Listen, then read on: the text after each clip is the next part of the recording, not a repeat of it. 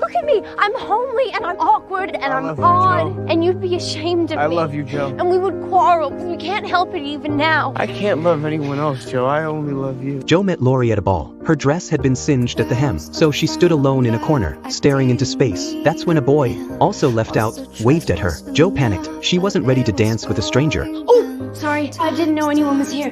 Not at all. So stay if you'd like. But maybe because they were so alike, Joe felt completely at ease with Lori. They snuck away from the crowd and danced in the garden corridor. That strange sense of freedom made them giddy with excitement. But it didn't last long. Her sister Meg twisted her ankle. Lori generously hired a carriage to take them home, and only then realized they were actually neighbors. That evening Lori invited Joe and Meg to the theater. Amy begged them to let her come too, but her sisters ignored her pleas. During the show, Lori couldn't stop glancing at Joe, and John was doing the same. As they left, Meg was holding John's arm. Lori offered his hand to Joe, but she gave him a hard punch instead. Back home, Joe discovered Amy had burned her manuscript in revenge. Amy knew it was the only thing Joe truly cared about, and that was exactly why she destroyed it. They got into a physical fight. Later, Amy kept apologizing, and their mother asked them to stop fighting as sisters. Don't let the sun go down on your anger.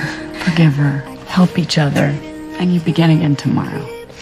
She doesn't deserve my forgiveness. Hate her. I will hate her forever.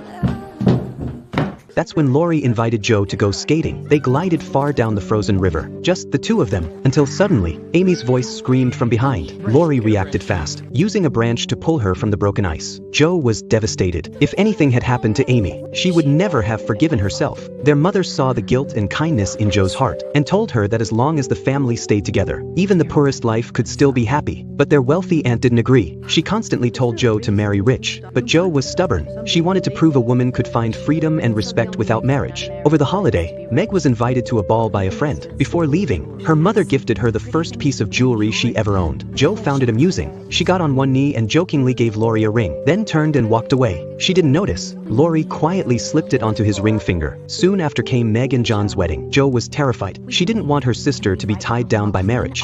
I want to get married. Why? Because I love him. I want a home and a family, and I'm willing to work and struggle, but I want to do it with John.